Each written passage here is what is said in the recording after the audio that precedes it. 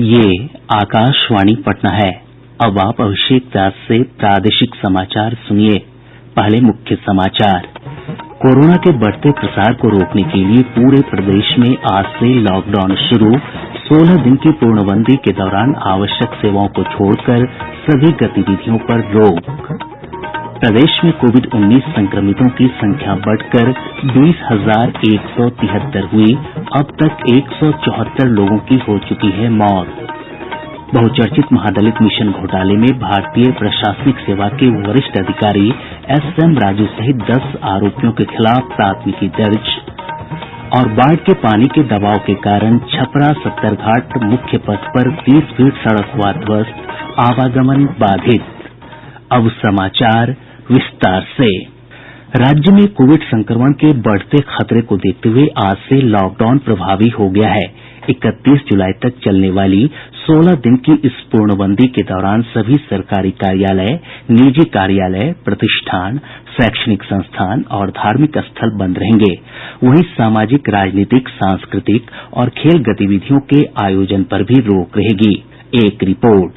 Lockdown के प्रावधानों में कहा गया है कि इस अवधि में आवश्यक सेवाओं को छोड़कर सभी अन्य सेवाएं बंद रहेंगी। सार्वजनिक बस सेवाओं का परिचालन भी इस अवधि में प्रतिबंधित रहेगा। इस दौरान अस्पताल, दूरसंचार सेवा, बैंकिंग और एटीएम सेवाएं, नगर निकाय से जुड़ी सेवाएं, विद्युत विभाग और पोस्ट ऑफिस समेत अन्य आवश्यक सेवाओं से जुड़े कार्यालय खुले रहेंगे, लेकिन कुल कर्मचारियों की क्षमता के 33% को ही कार्यस्थल पर आने की अनुमति दी गई है।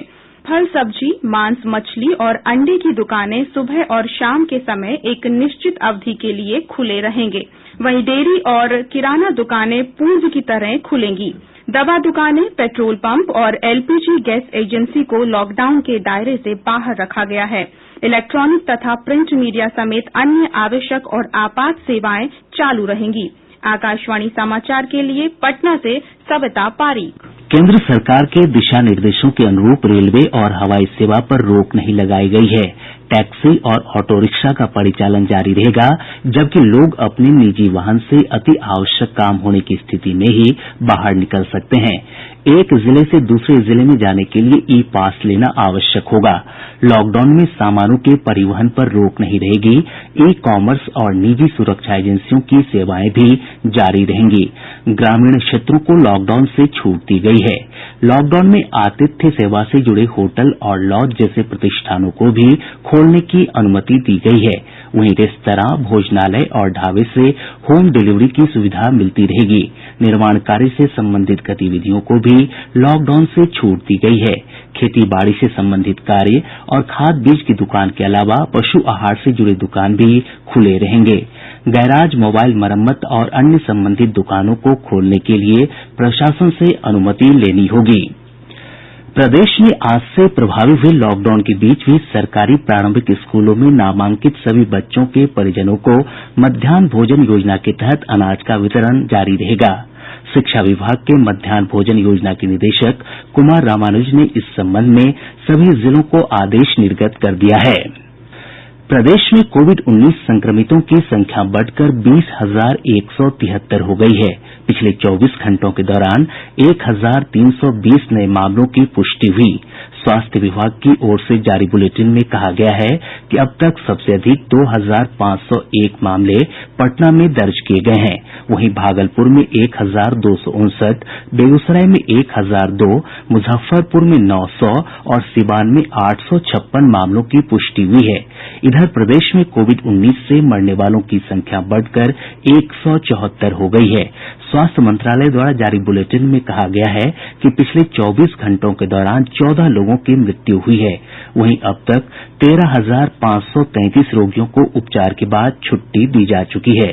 स्वस्थ होने की दर 67% से अधिक है। प्रदेश में कोविड-19 के कारण होम आइसोलेशन हुए लोगों की निगरानी भी स्वास्थ्य विभाग करेगा। स्वास्थ्य मंत्री मंगल पांडेय ने बताया कि ऐसे लोगों की दूरभाष के माध्यम से निगरानी की जा रही है। उन्होंने बताया कि वर्तमान में 922 मरीज होम आइसोलेशन में हैं। श्री पांडेय ने बताया कि राज्य में कोरोना संक्रमितों के लिए 49,000 आइसोलेशन बेड तैयार किये गये हैं। स्वास्थ्य मंत्री ने बताया कि राज्य में जो भी मामले सामने आये हैं उसमें ग्रामीण क्षेत्र से 87% हैं, जबकि शहरी क्षेत्रों से 13% मामले ही सामने आये हैं। कोरोना वायरस के बढ़ते संक्रमण के बीच राज्य के 13 जिलों के 14 रेलवे स्टेशनों पर रेलवे द्वारा विकसित कोविड केयर आइसोलेशन कोच खड़े किये जा रहे हैं। पूर्व मध्य रेलवे के आधिकारिक सूत्रों से प्राप्त जानकारी के अनुसार पटना के साथ साथ छपरा और सारण में आइसोलेशन कोच को खड़ा कर दिया गया है, जबकि नरकटियागंज, जयनगर, कटिहार, भागलपुर, रक्सौल, मुजफ्फरपुर, सहरसा, सीवान, समस्तीपुर, दरभंगा और सीतामढ़ी जंक्शन पर आइसोलेशन कोच खड़ा करने की प्रक्रिया जारी है।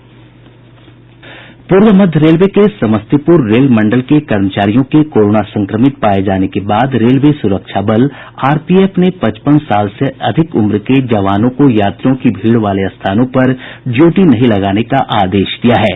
इधर कोरोना के बढ़ते संक्रमण को देखते हुए आज से 31 जुलाई तक दानापुर मंडल रेल कार्यालय बंद रहेगा। इस दौरान कर्मचारी अपने शाखा अधिकारियों के संपर्क में रहकर घर से ही ड्यूटी करेंगे।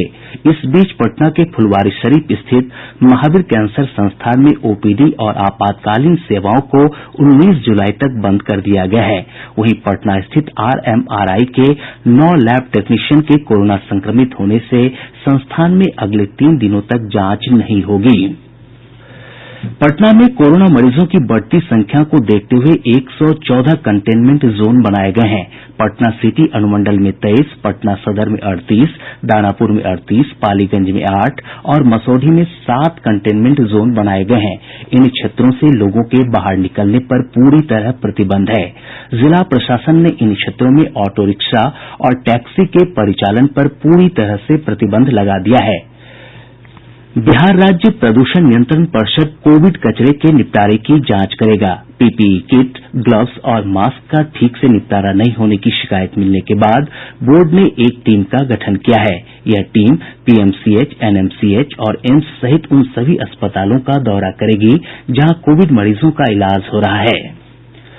स्वास्थ्य मंत्रालय से मिली ताजा जानकारी के अनुसार देश में कोरोना संक्रमितों की संख्या बढ़कर 9,68,876 हो गई है। वहीं देश भर में अब तक 6,12,815 रोगी ठीक हुए हैं। मृतकों की कुल संख्या 24,915 हो गई है। प्रादेशिक समाचार आप आकाशवाणी पटना से सुन रहे हैं। बहुचर्चित महादलित मिशन घोटाले में भारतीय प्रशासनिक सेवा के वरिष्ठ अधिकारी एसएम राजू सहित 10 आरोपियों के खिलाफ निगरानी जांच ब्यूरो ने प्राथमिकी दर्ज करवाई है। आरोप है कि महादलित छात्रों को अंग्रेजी सिखाने के नाम पर 7 करोड़ रुपए से अधिक की हेराफेरी की गई। उस समय एसएम राजू मिशन के निदेशक थे। इस मामले में सेवानिवृत्त आईएएस अधिकारी राघवेंद्र झा, राजनारायण लाल, रामाशीष पासवान, सहायक निदेशक वीरेंद्र चौधरी, हरेंद्र श्रीवास्तव और एक निजी कोचिंग संस्थान के निदेशक बिरबल झा को भी आरोपी बनाया गया है। गंडक नदी के बढ़ते दबाव के कारण छपरा, सिवान और गोपालगंज जिलों को उत्तर बिहार से जोड़ने वाले नवनिर्मित 70 घाट पुल का संपर्क पथ ध्वस्त हो गया है। इसके चलते पुल पर आवागमन बाधित है। वहीं गोपालगंज जिले के बैकुंठपुर प्रखंड के खुमहारीपुर में पुलिया के पास सड़क टूटने से शिवहर, सीतामढ़ी और पश्चिम चंपारण समेत कई जिलों का संपर्क टूट गया है।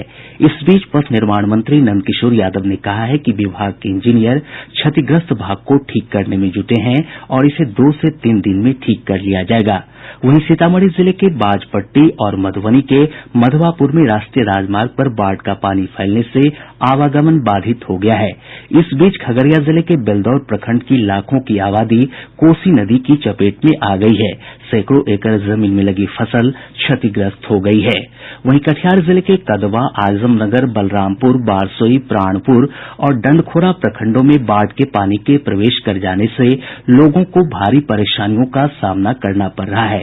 इधर मुजफ्फरपुर जिले के 3 प्रखंडों कटरा, औराई और साहेबगंज के 33 गांव बाढ़ से प्रभावित हैं। वहीं मुजफ्फरपुर स्थित स्लुइस गेट से लखनदेई नदी के रिसाव से कटरा के कई गांवों पर बाढ़ का खतरा बढ़ गया है। इधर सीतामढ़ी में भी इस नदी के जलस्तर में वृद्धि से शहर के कई इलाकों में पानी प्रवेश कर गया है। पटना में गंगा नदी के जलस्तर में बढ़ोतरी के कारण बिंद टोली पूरी तरह पानी से घिर चुका है। पानी बढ़ने के कारण मुख्य सड़क तक पहुंचने वाला एकमात्र कच्चा रास्ता बंद होने से लोगों की परेशानियां बढ़ गई हैं। इधर केंद्रीय जल आयोग से प्राप्त जानकारी के अनुसार नेपाल में बारिश में कमी आने से प्रदेश की अधिकतर नदियों के जलस्तर में कमी आई है, लेकिन अभी भी कई नदियां खतरे के निशान से ऊपर हैं। कोसी, कमला बलान, अधवारा, घाघरा और महानंदा नदी का जलस्तर अलग अलग स्थानों पर लाल निशान से ऊपर बना हुआ है। आयोग ने अगले 24 घंटों के दौरान जल स्तर में कमी आने की संभावना जताई है। प्रदेश में मॉनसून की सक्रियता में कमी आई है। मौसम विज्ञान केंद्र पटना के वैज्ञानिक रविन्द्र कुमार ने बताया कि मॉनसून की अक्षीय रेखा झारखंड की ओर चली गई है, जिस कारण झारखंड के सीमावर्ती क्षेत्रों में अच्छी बारिश हो सकती है। उन्होंने बताया कि दक्षिण उत्तर प्रदेश में चक्रवाती दबाव का एक क्षेत्र बना हुआ है, जिसके प्रभाव से उत्तर प्रदेश से सटे जिलों में बारिश की संभावना है। राष्ट्रीय महिला आयोग ने एक मीडिया रिपोर्ट का संज्ञान लिया है, जिसमें अररिया की जिला अदालत में अपना बयान दर्ज कराते समय सामूहिक दुष्कर्म के प्रयास से बची एक महिला को गिरफ्तार करने की खबर सामने आई है। सामूहिक दुष्कर्म के आरोप में पुलिस में शिकायत दर्ज कराने वाली इस 22 वर्षीय महिला को अदालती कार्यवाही को बाधित करने के आरोप में 10 जुलाई को गिरफ्तार किया गया। उसने मजिस्ट्रेट के सामने अपना बयान दर्ज कराने के दौरान सामाजिक कार्यकर्ताओं की उपस्थिति की मांग की थी। एक ट्वीट में आयोग ने कहा कि उसने इस विक्षुब्ध करने वाली खबर का संज्ञान लिया है और पीड़िता के खिलाफ मामले को जल्द से जल्द वापस लेने के लिए वह संबंधित अधिकारियों को लिखेगा। राज्य सरकार ने माध्यमिक और उच्च माध्यमिक शिक्षक नियोजन प्रक्रिया के कार्यक्रम में एक बार फिर संशोधन किया है। नये कार्यक्रम के अनुसार अंतिम रूप से चयनित अभ्यर्थियों के बीच 5 से 8 अगस्त के बीच नियोजन पत्र का वितरण किया जाएगा। बिहार लोक सेवा आयोग में 4 नये सदस्यों की नियुक्ति की गई है। उर्दू निदेशालय के पूर्व निदेशक इम्तियाज अहमद करीमी, पूर्व अधिकारी डॉक्टर अशोक कुमार शर्मा, पटना विश्वविद्यालय की प्रोफेसर दीप्ति कुमारी और महात्मा गांधी केंद्रीय विश्वविद्यालय के डॉक्टर अरुण कुमार भगत सदस्य बनाये गये हैं। राजस्व खुफिया निदेशालय की टीम ने पटना के मीठापुर बस स्टैंड से 2 करोड़ रुपए मूल्य के 4 किलो सोने की बिस्कुट के साथ 2 तस्करों को गिरफ्तार किया है। अब पटना से प्रकाशित प्रमुख समाचार पत्रों की सुर्खियां। आज के सभी समाचार पत्रों ने प्रदेश में आज से लागू हुए लॉकडाउन की खबरों को प्रमुखता से प्रकाशित किया है। हिन्दुस्तान की सुर्खी है, लॉकडाउन 5, बिहार में आज से पाबंदियां, धार्मिक स्थल भी बंद। प्रभात खबर ने सीबीएसई के नतीजों को प्रकाशित करते हुए लिखा है, 10वीं की परीक्षा में बेटियों ने मारी बाजी। दैनिक जागरण ने पटना एम्स में वैक्सीन ट्रायल के परिणाम 194 दिनों में आने की खबर को पहले पन्ने पर स्थान दिया है। दैनिक भास्कर नीट पीजी दाखिले की खबर पर लिखता है, सरकार ने 50% तक परसेंटाइल घटाए। आज अखबार ने प्रधानमंत्री नरेंद्र मोदी के भारतीय यूरोपीय संघ शिखर सम्मेलन में दिए गए बयान को प्रकाशित करते हुए लिखा है, यूरोपीय संघ से साझेदारी विश्व शांति के लिए महत्वपूर्ण। और अब अंत में मुख्य समाचार एक बार फिर। कोरोना के बढ़ते प्रसार को रोकने के लिए पूरे प्रदेश में आज से लॉकडाउन शुरू।